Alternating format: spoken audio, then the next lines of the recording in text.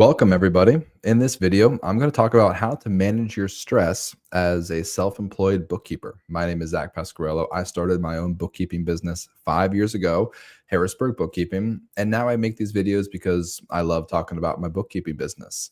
So I'm going to go over things like weekly workflow, setting boundaries, client agreement, fast quoting, having a niche, recurring emails, and a couple other things.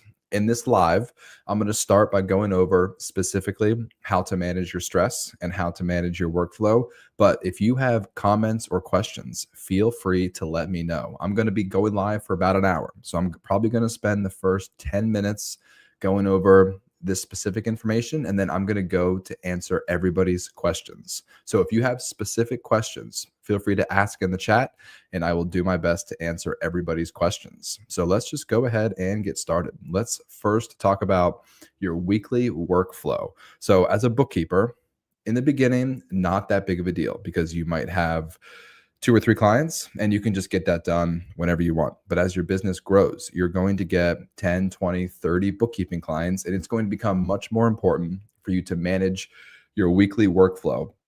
Whenever I was just getting started and I only had a few bookkeeping clients, I did their bookkeeping once a month. So the first, let's just call it September 3rd, I would categorize everybody's transactions from August, reconcile their accounts, send them their financial reports. That worked in the beginning, but as you can imagine, as I got more clients, things got really stressful in that first week of the month. And I was asking a ton of questions. I was overwhelmed, I was stressed out, and I found myself not doing anything the last 2 weeks of the month. It just didn't really make sense. So instead of just doing people's books monthly, I switched to weekly. And it was a lot easier. I was able to send questions in real time. During the quoting process, I told all my clients, I'm going to be in your books weekly. So you can expect me to keep pretty good tabs in real time on your bookkeeping. And I think business owners like that. I think business owners like the idea of their bookkeeper taking a much more active role in their company's financials instead of just sitting around waiting until the end of the month or end of the quarter. So it's a big selling point during my sales consultations. Yes, I am in your books every single week. And if I have questions, I'll send you questions in real time. I think for the business owner, for your client, it's a lot easier for them to answer questions in real time. So if I have a question about last week, it's going to come up instead of if I wait until the end of the month. If I have a question, it'll be like, hey, what happened August 1st? And it's like, well, geez, it's September 10th right now. I don't know what happened on August 1st. But if I do your bookkeeping weekly, let's say it's maybe August 10th, and I'm like, hey, what happened last week, August 1st? It's like, oh, I remember. I went to the ATM, pulled out $400 to pay for some office supplies. Much easier for your client to answer questions, much easier for you as the bookkeeper to manage your workflow as your business grows. So every time I get a new client, I assign them a day of the week. So if you have, let's keep it simple, 20 clients, each client will get a day of the week. And so ideally, you'll have 4 clients every day. So Monday, you're not worried about 20 clients. You're only worried about 4 clients. Psychologically, I promise you, it makes the world of difference. Overall, you do the same amount of work, but your focus and your attention is focused on just those 4 clients. So your stress is going to be reduced significantly on a weekly basis and also on a monthly basis for month end close. You don't need to get everybody's financials done on the first day of the month. As long as you get it done in the first 10 days, in my opinion, that's amazing. So what I do is if you're a Monday client and it's month end close, I'm only going to close out the 4 clients who are scheduled for Monday. And then Tuesday, I'll work on the next 4. And then Wednesday, work on the next 4. And you get the idea. That way, you're not overwhelmed during month end close. And that way, you can continue to grow your business because you need to be continuously advertising and marketing. And I like to be consistent, steady every single day. So by doing this weekly workflow, even during month end close, you can just do your 4 clients on Monday, and then you can spend a couple hours focused on marketing, sales, networking, growing your business. Weekly workflow. It was a huge game changer in the way that I work. Also, if a Monday client emails me on Thursday and says, hey, here's a receipt, you're going to see a wire transfer for $50,000. Here is a receipt on Thursday. Nope, no problem, but I'm not going to address it on Thursday. Instead, I'm going to forward that email to myself. I'm going to schedule that email to myself on Monday. That way, on Monday, when I log into their QuickBooks, I have the information right there. I want to avoid logging into their QuickBooks too many times per week because it's not a big deal, but that in and of itself will take up your time, take up your energy, stress you out a little bit, and take away from your other tasks that you need to do that day. So if I get a Monday client email me on Thursday, I'm not going to log into the QuickBooks and handle it in that moment. Instead, I'm going to schedule the email, send it to myself on Monday morning. That way, when I do their regularly scheduled bookkeeping on Monday, I have the email right there in my inbox. So that's managing your weekly workflow. So if you're just hopping in on this live chat, on this live video, I'm going to be talking specifically how to manage your stress. But if you have questions or comments or things you want to bring up, feel free to drop a chat. I'm going to be going live for the next hour. So I'm going to go over these specific things real quick, and then I'm going to get to everybody's questions later on in the video.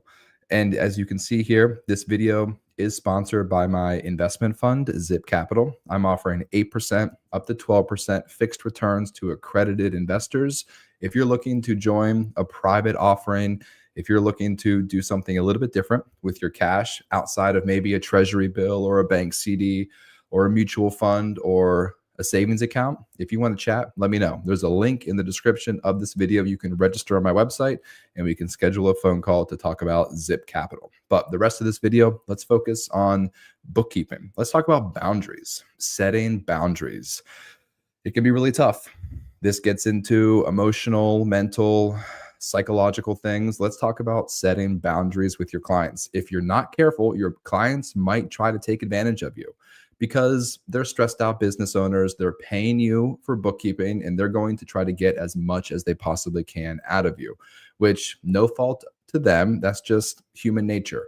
But it's up to you to set boundaries. You can't rely on the client to set boundaries. You have to set your own boundaries. And you have to be very clear. You have to communicate very clear upfront. Hey, this is what I'm going to do. This is when I'm going to do it. This is my company policy. This is how I do things. That's it. It's really not up for a negotiation. It's really not up for a conversation. Now you have to be careful. Of course, every client is different. There's going to be some clients who you love working with and maybe they have a special request. I'm not necessarily saying that you have to have a zero tolerance policy for special requests, but there's going to be some clients who are a pain in the butt to work with. You know what I'm talking about. Even if you have had different businesses, even if you had a job before, W-2 employee, there's always going to be difficult people, no matter what, no matter where you are, no matter what you're doing, difficult people. It's up to you to set boundaries. If you have a particularly difficult client, it's up to you to set that boundary. So if they ask something of you, it is perfectly reasonable for you to say, unfortunately, I cannot do that. But keep in mind, by you doing that, you are potentially going to lose that client. Now, there's a fine line between offering high quality customer service and setting boundaries. So for me, I categorize your transactions, I reconcile your accounts, and I generate your financial reports. If you want me to log into your company's Slack channel and download receipts and attach those to QuickBooks, I'm sorry, unfortunately, I don't do that. If you want me to come to your office and collect your mail and open your mail and sort your mail, I'm sorry, unfortunately, I don't do that. So there's a very clear line between if you want me to categorize your journal entries, categorize your transactions, reconcile your accounts, import transactions into the QuickBooks bank feed, class tracking, project tracking, these things might cost a little bit extra, but absolutely, I can do those things for you. If it's categorizing transactions, reconciling accounts, or generating financial reports inside of QuickBooks, absolutely, I can do that for you. But if it's anything outside of that scope of work, unfortunately, I cannot do that. It's up to you to set boundaries. Now, with that, you heard me say scope of work. It's important to have a client agreement. It's important to have a client agreement in the beginning, and you want them to sign it. I use PandaDoc to electronically deliver my client agreements. You can use DocuSign, PandaDoc, Adobe, doesn't matter. I have a client agreement for sale on my website. If you want to check out the description, there should be a link to my store, harrisburgbookkeeping.com/store. There should be a client agreement. And right there, you can download my client agreement. It just outlines the services, outlines payment, outlines everything you need to know. Always have a client agreement, have a scope of work with a letter of engagement, whatever you want to call it. Have a client agreement with your client. Be very clear upfront. Let them know what you're going to do, how much it's going to cost, how they're going to pay. If you set these expectations up front, it alleviates so much frustration down the road. I promise you, if you want to avoid conflict in the beginning, so you don't want to have a client agreement for some reason, or you don't want to be too pushy, trust me, it's going to alleviate so much frustration down the road in the future. Communicate clearly up front, have a professional, clear, appropriate client agreement in the beginning. I promise you it's going to help. All right, one more thing I'm going to go over, and then I'll get to the chat, get to people's comments. If you're just now joining, if you have any questions, if you want me to address them, let me know in the chat. Ask questions. I'm going to be going live for the next hour. I'd be happy to answer people's questions. Fast quoting. This can help you alleviate your stress. Have a fast quoting process.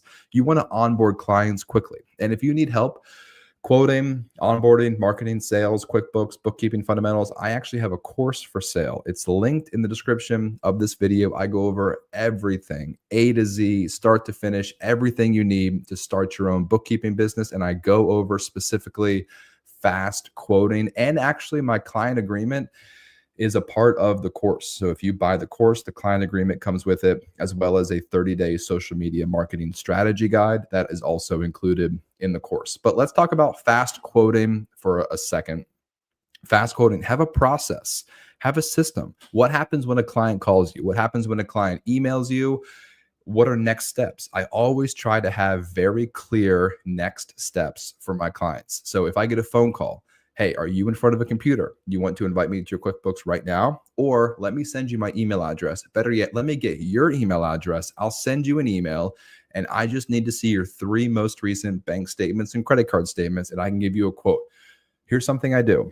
Before I get off the phone with them, I send them the email. I say, hey, I just sent you the email. Can you please check just to make sure that I spelled your email correctly? Let me know if you get that email on the phone. That way there's no confusion, no misspelling, nothing. I want to make sure that they get my email. So fast quoting can really help you onboard clients quickly, can help alleviate stress, and can help accelerate the growth of your company by onboarding more clients faster. So as soon as I have a new customer, a new client reach out to me, I'll get them on the phone, talk to them. I'll request the necessary information, the QuickBooks access or the bank statements, and then I just simply add up their transactions for the past 3 months, divide it by 3, get their average number of monthly transactions, and then multiply that by $3. And that's their monthly bookkeeping fee. It's fixed. I don't charge hourly. It doesn't change every month. It's fixed. So if you have 200 transactions on average per month, super simple. Your monthly bookkeeping fee is going to be $600 per month. And then I send them an email. And then if they don't answer within 48 hours, I call them, say, hey, John, just following up. I sent you your bookkeeping quote a couple of days ago. Just wanted to check in. Did you have any questions? If he doesn't answer, I'm going to send him an email. Same thing. 7 days go by. If he still doesn't respond, call him again. Hey, John, just wanted to follow up and see if you had any questions. If he doesn't answer the phone, again, send him another email. Now, here's what I do. If after the 3rd phone call, the 3rd email, if they don't respond, if they don't get back to me, I add them to my tracker. And then every month, I follow up with them. Every month, I follow up with them. I send them an email, say, hey, John, just checking in. Do you still want help with your bookkeeping? And like clockwork, I follow up every month until one of 2 things happens. Either he says, hey, Zach, no thanks. Appreciate you following up. No worries. Take you off my client list. Won't follow up again. Or he says, hey, Zach, thanks for following up. Yes, I'm ready to onboard. I'm ready for you to do my bookkeeping. So follow up, follow up, follow up. Super important. With side story, and then I'll get to the questions. With Zip Capital, there was somebody who reached out to me 6 months ago. and he was interested possibly investing in Zip Capital. And I've been following up with him every month for the past 6 months. And then I finally got him on the phone, and we have a breakfast coffee meeting scheduled in October, all because I was persistent, consistent, and I followed up with him. Just a simple phone call. Hey, John, just checking in. You still interested, possibly wanting to invest into Zip Capital? Let me know. If you're local, I'd love to grab coffee and chat about it. And sure enough, he did. We got a meeting on the schedule, and he wants to invest. So there's so much power in following up. Okay, let's get to the questions. Alec, good morning. Good morning, Alec. Let's see. Sir, I am new to this course. Till now, I'm not getting one client, but I know theoretical knowledge, but not practice. How? Never give up. Keep learning, keep trying to get better, keep improving. I promise you, it will work eventually. You just have to continue working. Let me give you another side story of perseverance. So I have about 4,000 connections, I think, on LinkedIn. I sent a Zip Capital sales message to all 4,000 of my LinkedIn connections. It took me about 60 days to do it, and I did not get one single investor from those 4,000 messages, but I got a lot of people interested. I probably got 200 people to respond. I probably got 100 people interested. I probably booked 20 meetings, and nobody yet has invested, but 4,000 messages, 200 responses, 100 interest, 20 meetings, that's progress. And those are potential investors in the future. Never forget that. Every client, every person you interact with today could potentially turn into a client or an investor at some point in the future. So don't give up. Never give up. All right. Mason, what if you don't have the needed info or documents to close them out on that day? I schedule an email to all of my clients on the first day of every month. Say, hey, the subject, documents needed.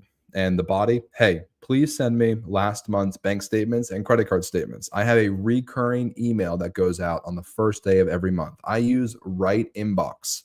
It's an extension for my Gmail, and it costs like $120 per year. It saves me so much time. I have over 100 recurring emails that go out. So to get the necessary information, I send you an email. And if I don't have that, so let's just keep it simple. Let's say Monday was September 1st.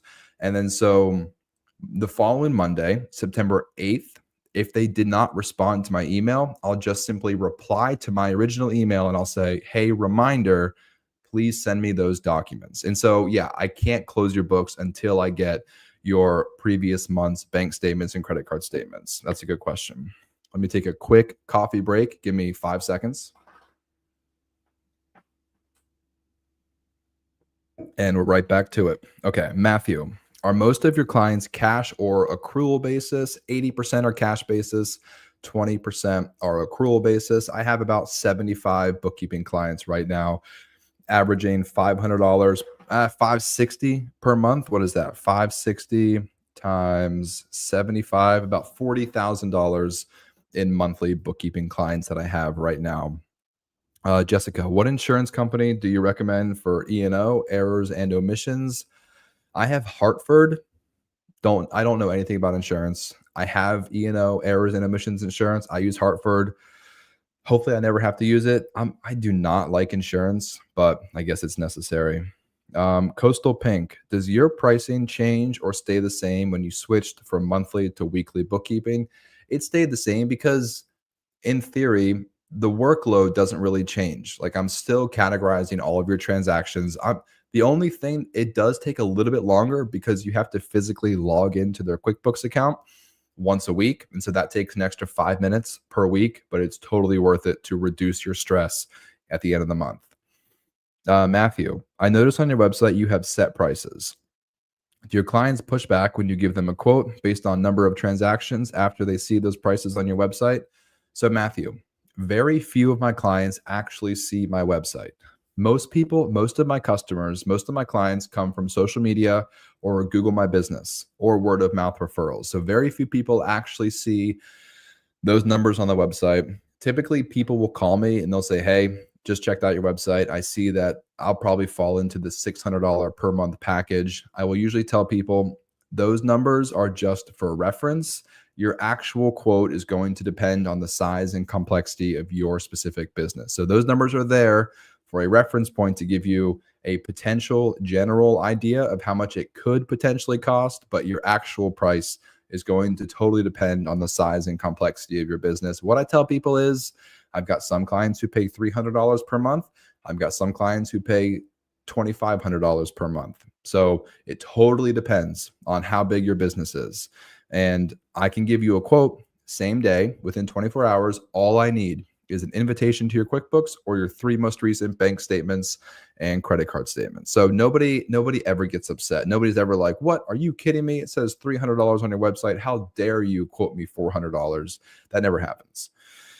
I personally have that on my website because me as a customer, I love going to people's website and getting information. It just makes me happy. Like I want to see information on your website. So whenever I see prices, I just think, "Oh, thank goodness. Thank you for that information." That just makes me happy. So I really just have it there because it's personal preference. I like when company websites have some price information. It just makes me happy. All right, let's see. KLC. Is bookkeeping a good fit for someone who isn't naturally good at math, but is naturally very organized? That is a great question. Math, organized, bookkeeping is different than math. It's probably a similar way of thinking, but it's bookkeeping is more data entry, less math. So, yes, I think you're going to be fine. Being organized is super important. You need to be organized to be a good bookkeeper. You are basically an office administrator. Think about the person who manages the office. Like that's kind of your role. Your emails, you need to be on top of your emails. You need to be digitally organized. Bank statements, credit card statements, receipts. You need to be very good at being digitally organized. And also there's recurring weekly, monthly, quarterly tasks that need to be done. So if you're organized, hopefully, then you can manage your schedule, manage your time efficiently. That's good being organized because you need to stay on top of your weekly, monthly tasks. So the fact that you're not good at math, I think that's okay, but being organized is really important. So yes, I think you're going to be okay, especially with QuickBooks Online. Bookkeeping, it's really just data entry. There's not really a whole lot of math outside of course, addition and subtraction. That's really pretty much it. Joshua, how do you deal with a client that always pays late every month? I have to reach out multiple times before collecting payment. Joshua, that's a great question. I have ACH origination set up with my business bank account. Highly recommend everybody get this set up today. If you're setting up your bookkeeping business, get this set up ASAP. Force your clients to sign an ACH authorization. Just let them know, like, hey, moving forward, this is the new company policy. All of my clients must sign this ACH authorization, and I'm going to automatically pull your monthly fee. It's beautiful. It's an amazing thing. I don't wait for anybody to pay me. All of my clients are set up on monthly ACH authorization. So I get their bank account number, their bank routing number. I have it set up through my bank and I pull my monthly fee on the first day of every month. So on the first day of every month, I wake up with $40,000 deposited into my bank account from all 75 of my clients. It's really a beautiful thing. So I don't deal with clients who don't pay on time. I force them to sign a monthly ACH authorization. Let's see. What about remote bookkeeping job from Nepal? It's possible. I'm not sure. I live in the United States. I only service clients in my home country, so I don't have too much experience with servicing clients outside of my home country. But if you have specific questions about bookkeeping or running a business, let me know. Luis, I have no degree as a bookkeeper, but am full-time working as one. What courses would you recommend before I start taking clients? Luis, I'm probably a little bit biased, but I have a course for sale on my website. Here's my advice. There's a link in the description of this video. You can take my course if you want. Here's my advice. You are going to spend a resource one way or another. You've got two resources. You have money and you have time. It all depends on what you have more of. If you have more time, then if you have more time and less money, then save your money and you can just go to the library, read accounting textbooks, go to YouTube, watch bookkeeping videos, QuickBooks tutorials. You can spend 100 hours learning everything you need to know. Or if you have less time but more money, then you could spend $1,000 and take a course. And specifically in my course, it's $1,200. You can learn bookkeeping fundamentals, QuickBooks online tutorials, sales, marketing, customer service, cleanup projects, onboarding clients, and how to actually do the bookkeeping, like how to reconcile accounts and how to categorize transactions and generate financial reports in QuickBooks. I have a 10-hour course. So you can spend $1,200 and spend 10 hours learning everything neatly packaged for you, or save your money, don't spend any money, and double, triple, quadruple the amount of time you're going to spend because you need to kind of watch random videos and read random books and try to get all the information for free on the internet, but totally possible. So it's up to you. What do you have more of? Do you have more time or more money? What's more valuable, the time or the $1,200 to buy my course? All right. Thanks for that question. Johnny, congrats on the newborn. Thank you, Johnny. Just had a baby on Thursday. Wife's doing great. Baby's healthy. Appreciate you, Johnny. Do you touch depreciation or leave that to CPAs? I don't do anything with depreciation.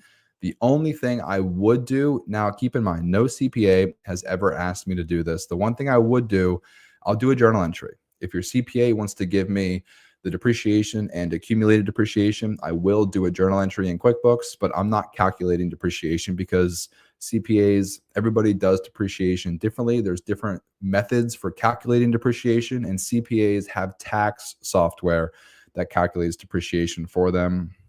Alec, do you ask clients if their business is cash or accrual basis, or how do you figure it out? You can ask the client, or you can get that information from their tax return. It doesn't really matter. When it comes to unearned revenue and prepaid expenses, that would matter. But typically, if your client is asking you to do a journal entry for unearned revenue or prepaid expenses, then they probably already know. Everybody knows their accrual basis. But very few clients will actually keep track of their unearned revenue and their prepaid expenses. So if they're cash basis or accrual basis, it doesn't really change how I record their transactions. I still just record transactions as they come into the bank account. If they're accrual basis, you might need to just pay extra attention to the month of December, and you just want to maybe make sure that you have your balance sheet extra clean and organized if they're accrual basis, to make sure their accounts receivable and accounts payable are all accurate at the end of the year. Johnny, when you have a meeting with your clients, what do you talk about? What do you present? I don't meet with any of my clients. So I guess I don't talk about anything. All I do is I email them their P&L, their profit and loss, their financial report at the end of the month. Now, of course, clients will have specific questions, and I try to be available. I try to answer people's questions whenever they call. Here's a pro tip. If you have a client who is exceptionally needy, you know what I mean? The client who there's two types of people. There's people who, as soon as they have a problem, they immediately pick up the phone and try to call somebody and try to get somebody to help them.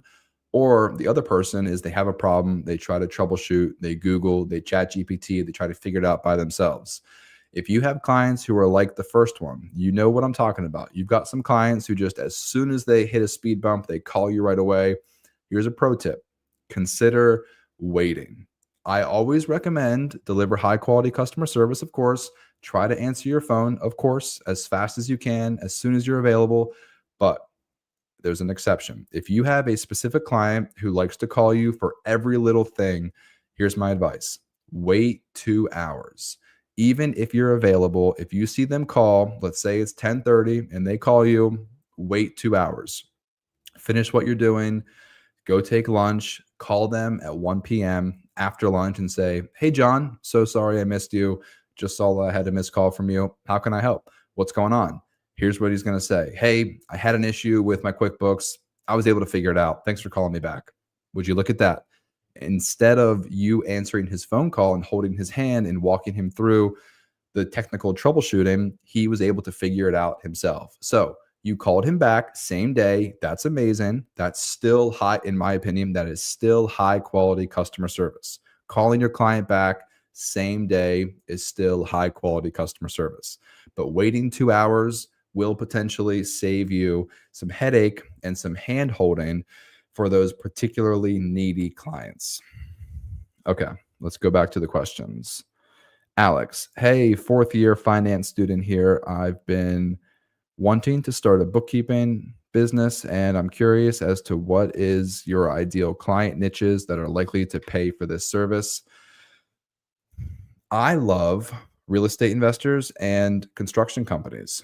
I'll just keep it simple, straight up. I love like trades, home remodeling, construction, landscaping, roofing, concrete, electricians, plumbers, painters, general contractors, these types of guys, there's a ton of them. You could go to Google Maps right now and you could find a ton of these guys. And you could, and these people need bookkeepers. Here's why. They typically have pretty simple setups. Like their companies are usually pretty simple. They don't usually have a ton of employees. They don't usually have a lot of assets and liabilities. They really just have one or two subcontractors, a couple trucks, and they're out in the field all day. They're going to gas stations, they're going to restaurants, they're going to Home Depot.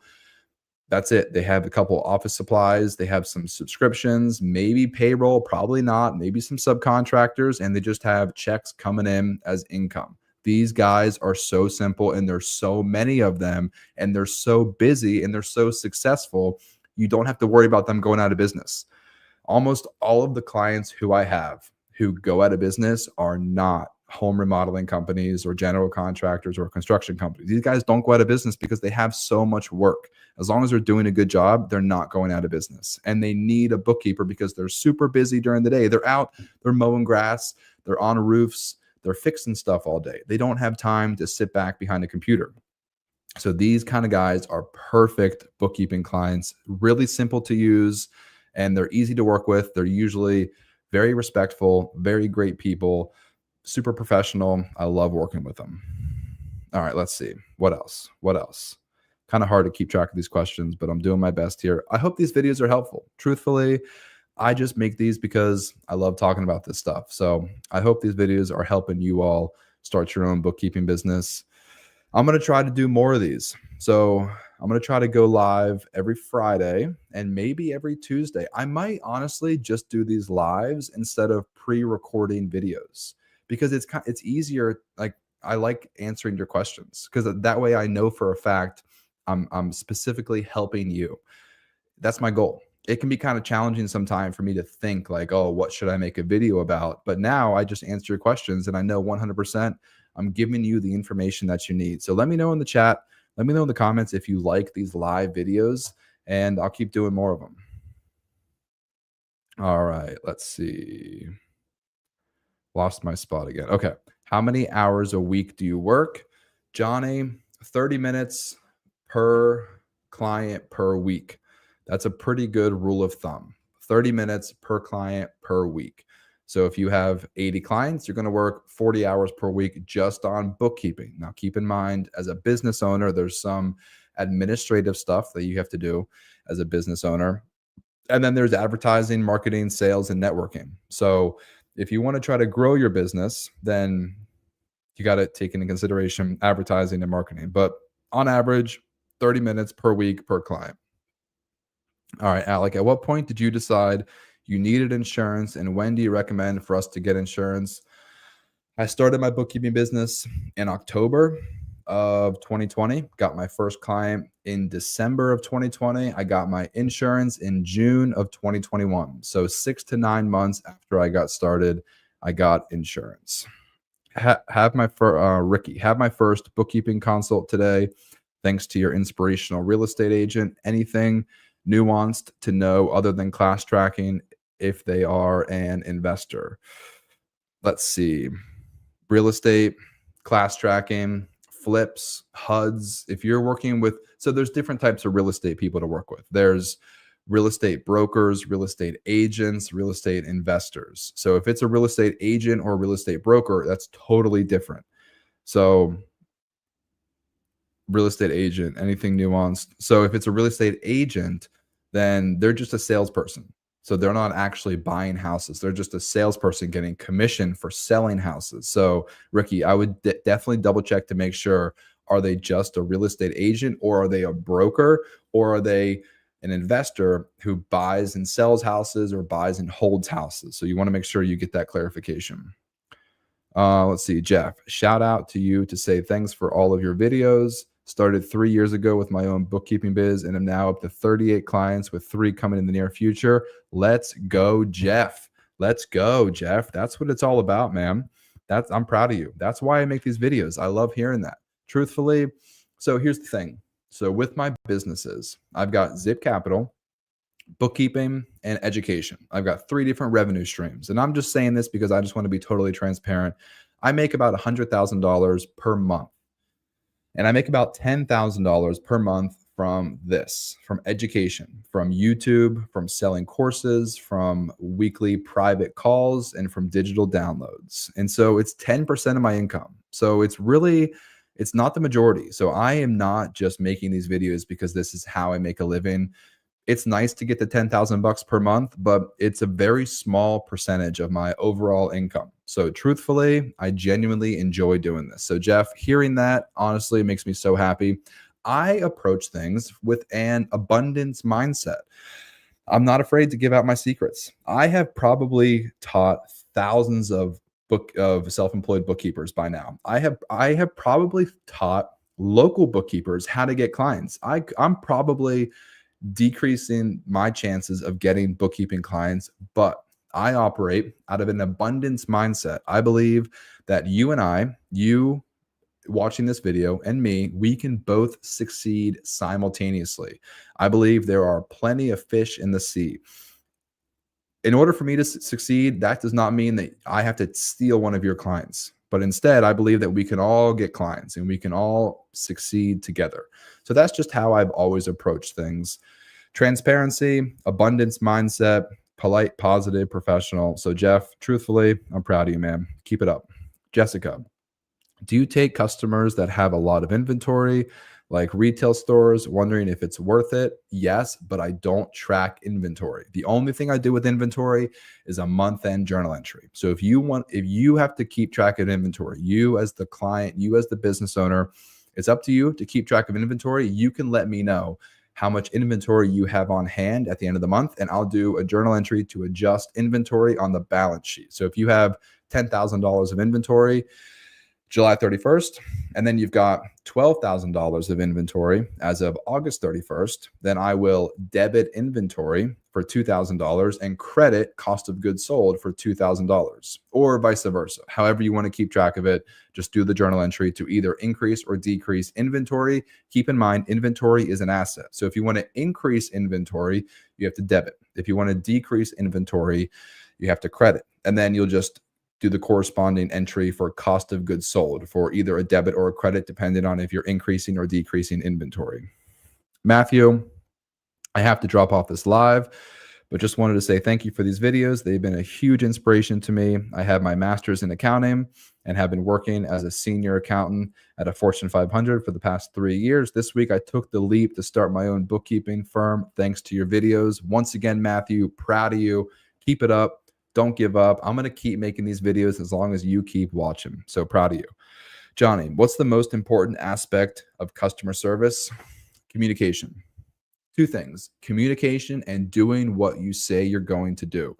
The bar is so low. All we have to do is deliver accurate financial reports. That's all we have to do. And then while we're doing that, we have to communicate effectively. So be polite. A lot of accountants and attorneys and engineers are rude because they're smart, sometimes arrogant, and they work with people who don't understand what they do. So the people who we work with don't understand financials, accounting, debits and credits. They don't understand. So it can be frustrating, but it's important for you to be polite and professional. Don't be rude. Super simple, but there are a ton of accountants and CPAs and attorneys and engineers who are rude. All you have to do what you say you're going to do, deliver timely, accurate financial reports, and communicate effectively. Be polite, answer the phone, respond to emails, do what you say you're going to do. It's really quite simple, but it's not easy. It's hard because we have stress. And whenever things are good, it's easy, honestly. When things are going good, clients are happy, it's easy. But when things don't go according to plan, when clients get upset, when you get overwhelmed, when you take on too many projects at once, that's when it gets hard. That's when you get stressed out. And that's when your customer service dips because you're frustrated, you're overwhelmed, and you don't have the mental, emotional capacity to communicate politely and professionally. So you have to keep that in check. As a self employed bookkeeper, entrepreneur, business owner, it's up to you to manage your own time. You have to very carefully manage your workload. If you can't take on more than 40 clients, then you have to say no. It's hard to say no. You get somebody who calls you and says, "Hey, I need a 2024 cleanup project. How much is it going to be?" "Oh, it's going to be $10,000, but you don't have time, but you don't want to turn down $10,000. What do? It's up to you. You either need to make sacrifices on the weekend, make sacrifices early in the day, late at night, stay up late, work late on the weekend, and catch up on time and work, or turn down the client. That is the magical $1,000,000 dilemma for business owners. What do you do when you're overworked and overwhelmed? Because there will be ebbs and flows. There will be busy seasons and slow seasons. You need to manage your time and manage your stress and manage your workload. Alan, if you could go back in time and talk to yourself when you first launched your business, what key piece of advice would you give yourself? I would say niche services, niche software. I talk about it a lot, so I'm not going to go into too much detail here, but having a niche for the services that you provide. So in the beginning, I tried to do sales tax, payroll, in office, and it was just unnecessary and overwhelming. I tried to do too many things. And so instead, I have since got a niche for the services that I provide, meaning I only work virtually remotely. I only do bookkeeping. I don't do payroll. I don't do taxes. I don't do fractional CFO services. I only do bookkeeping. And then also a niche with the software that I use. So I used to try to work with QuickBooks Desktop. Now I only work with QuickBooks Online. I used to try to work with, JobTread. JobTread.com is project tracking and CRM software for construction workers. I used to try to work with JobTread or Buildium or Appfolio, all these different softwares for real estate investors and construction companies. I don't do it anymore. I only work with QuickBooks Online. That's it. Have a niche for the services I offer and a niche for the software that I use. All right, let's see. Alec, thank you for answering my questions. Congratulations to you and your family. You were all in my prayers. Appreciate it, Alec. Thank you. Just had a baby. So that's what Alec is referring to. Everybody's good, healthy, happy, safe. Thank you, Alec. Alex, great point. I definitely thought about trades contractors. Do you find the ones that have inventory harder to account for? I wanted to avoid inventory when I started out. Already talked about inventory, simple journal entry, monthly, debit or credit inventory to adjust it. It's up to the client to keep track of their own inventory. Luis, thank you for the stream and answers. I unfortunately, for a time, need to find a second job. My last question, can I manage to work with clients with the schedule between 9 a.m. and 5 p.m.? Here's the thing. Yes, you can manage your current job and absolutely grow your bookkeeping business. I can attest to it because I started my business when I had a 2-year-old and a newborn in the fall of 2020. Literally, my daughter was born September 26th, 2020. And I started my bookkeeping business, you guessed it, on paternity leave. Literally the worst time ever to start a business. And then I went back to work at Amazon as a night shift manager. So I had a 2-year-old, a newborn, I was working night shift, and I started my bookkeeping business in the fall of 2020. If anybody can do it, if I could do it, anybody could do it. I was overwhelmed, stressed out, overworked, working night shift with a newborn, yes, absolutely, you can still do it. You just have to make sacrifices. You have to work hard. Perfect example. It's football season, fantasy football. Maybe it's time for you to quit fantasy football. Maybe you can't watch football all day on Sunday, or maybe let's talk bowling. Maybe you go bowling every Tuesday night. Maybe you have trivia every Thursday night. Maybe it's dancing Friday night. Maybe you go out dancing with your friends every Friday night. You have to make sacrifices if you want. Here's the thing. Here's the thing. Here's the thing. I promote working hard and what people call hustle culture. I promote that. I'll be honest. I promote that. But it's all what you want to do. For me, I want to make a lot of money.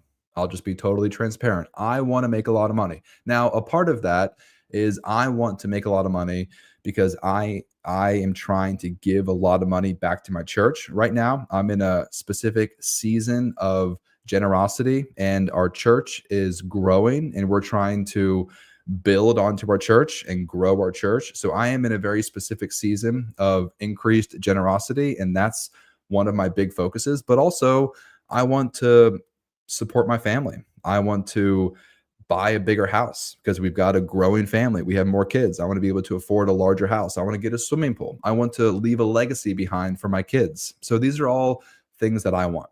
I want to grow my business, make more money, give back more to my church, and provide for my family. So I promote working hard and what people refer to as hustle culture because that's what I want. But with all that being said, if you don't want that, then you don't have to do it.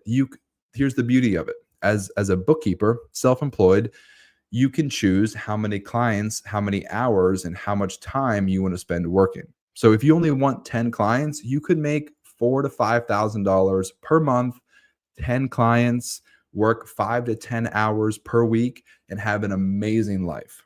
Or you could work hard and hustle, and you could have 80 clients, and you can make $40,000 per month. It's all about what you want. I promote what I want and what I do and what I like to do and what I'm trying to do, but you could take my advice and you could just cut it in half or cut it down to 10%, whatever you want. It's up to you. So I think I said that because you asked, yeah, making sacrifices, having a full-time job, how are you going to make this work? If you want to keep your full-time job and provide for your family, give back to your community, leave a legacy for your kids, if you want all of those things, you're going to have to make sacrifices. Keep your full-time job, wake up early, stay up late, work on the weekend, give up football, give up bowling for now, if that's what you want. If you want to keep your social life, if you want to relax and watch Netflix, then sure. Maybe work part-time and slowly grow your bookkeeping business. It all comes down to what you want. So I just wanted to include that. I don't want anybody to think that I'm trying to force you to do exactly what I want to do. I'm just talking about what I personally like doing. So you can always tailor my advice to fit your specific situation. Let's see. Alex. Nope. Coastal Pink. Bookkeeping fell into my lap, so I've been learning as I go, helping in a relative's new lawn care business. What should be tracked or considered cost of goods sold in a lawn care industry? So cost of goods sold versus job supplies and materials, really, you're really only tracking cost of goods sold if you're tracking inventory. If you don't have inventory, it doesn't really make sense to track quote unquote cost of goods sold. But if you do have inventory, cost of goods sold would be things that you sell to your customer. Like, for example, maybe seed, fertilizer, dirt, plants, stones, gravel, mulch, tan bark, things like that. Things that you might buy in bulk, hold at your store, and then sell to your customer. So you spend $10,000 on, you buy a bunch of stones for a retaining wall. You buy $10,000 worth of stones, put it into inventory, and then next month you sell $3,000 worth of stones. And so you'll record the income on the sale, you'll record the cost of goods sold, and you'll decrease your inventory. But it's important to track it like that because in August, you bought the $10,000 worth of stones, but you don't, for tracking purposes and accounting purposes, you don't want to record that $10,000 expense in August. You want to add that to your balance sheet. And then in September, you'll sell $3,000 worth of the stones and maybe you'll make $5,000. So you'll record $5,000 of income, record a $3,000 expense. And so now you have $2,000 of income in September. That's a lot more accurate than having a $10,000 expense in August, $5,000 of income in September. All right, let's see. We're almost stopping here. I'm getting tired. We're almost going to take a break here. So I'm going to try to get through a couple more questions and then we'll see what happens. How many clients did you get through LinkedIn? I started my bookkeeping business a year ago. After watching your videos, so far I've got 4 clients and niched down to bookkeeping for realtors. Very few clients from LinkedIn. I get the majority of my clients through Facebook. I'll just be honest. Facebook is where I get the majority of my clients, but LinkedIn is great. I use LinkedIn Sales Navigator for growing Zip Capital. So if you haven't already, Fabian, definitely check out LinkedIn Sales Navigator. It's like maybe $100 a month. Totally worth it. It really helps streamline connecting with people and sending messages. All right. So there's a couple more questions, but I have to run. I have to head off. So I'm going to try to go live again on Friday. So tune in 10 a.m. on Friday. Check out all the links in the description of this video.